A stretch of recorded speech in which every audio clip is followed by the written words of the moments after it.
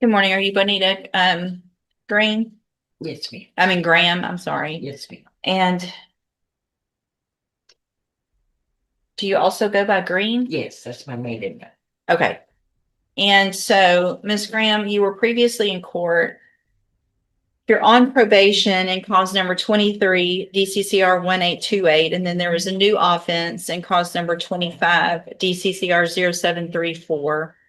You entered a plea of guilty in the new case, and also it looks like pleas of true in at least some of the allegations in the motion to revoke. There was no agreement. I received that pre-sentence report. Have both of you had an opportunity to review the report? Yes, Your Honor. State has, Judge. Are there any additions or corrections?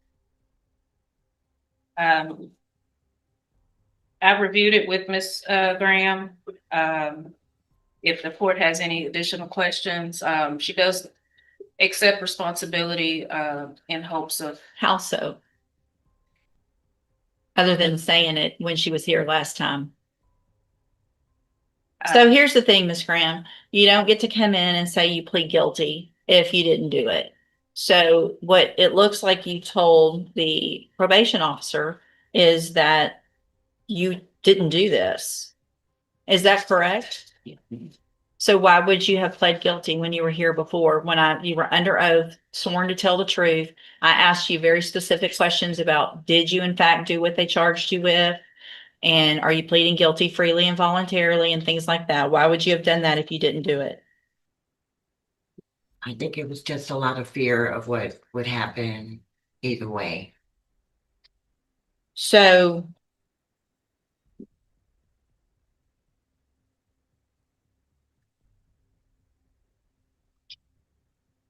well, I mean, either you did what they said you did or you didn't.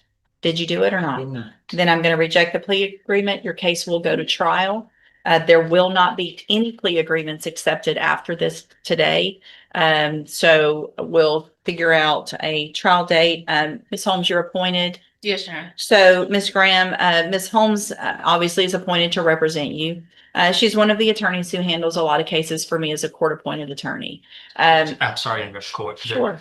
Before we go any further, will the court entertain putting this case on hold just briefly? I mean, there is a video in this case. And it's my understanding is this offense was captured on video. I don't know Have y'all if that's taken a been look at that? pressed upon this defendant. And you've looked at it with your client? I have. Okay, Well, with that being said, just never mind. okay.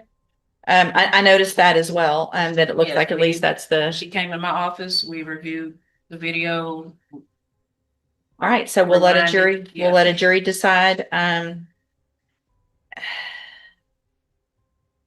So the underlying offense is the same that she's on probation for. I don't want to waste time on an MTRP and then the real case, or I mean, I typically prefer to we'll go go forward. forward on the MTRP Yeah, if I it's prefer- one that's, UTRP. there's no reason not to. The case isn't more serious and won't take that long to prove up. So what I'm going to do is set this, and Ms. Holmes, because it'll be on the MTRP, I'm going to leave you on that. We'll set it for a special hearing, half a day enough, you Yes, think? Any issue with that, you think half a No, day? that's fine. All right, so we'll set it as quickly as we can on a hearing on that motion to revoke, and then we'll see where we get on that, and then we'll go forward with the other case, the new case, if need be at that time. Yes. Stay in touch with Ms. Holmes. She'll let you know when you need to be back. You need to visit with her before that court date because there will be witness testimony, and then we'll hear that motion to revoke and go from there.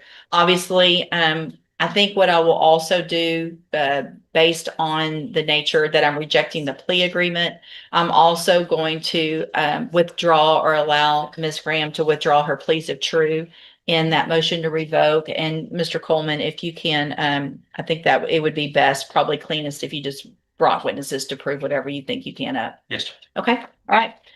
You're free to go. That decision right there is massive. The plea deal is gone.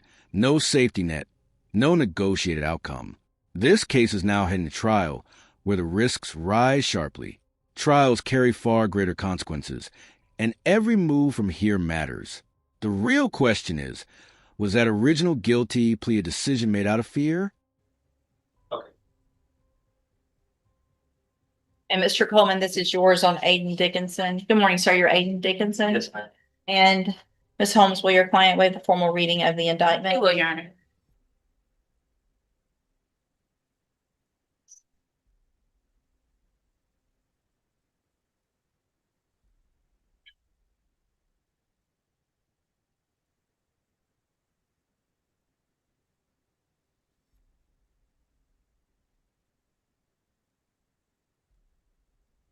I'm getting there. Sorry. Guys. All right, Mr. Dickinson, in cause number 25 DCCR 1480, you're charged with the state jail felony offense of engaging in organized criminal activity from September 28th of 2025. And how do you plead to that charge?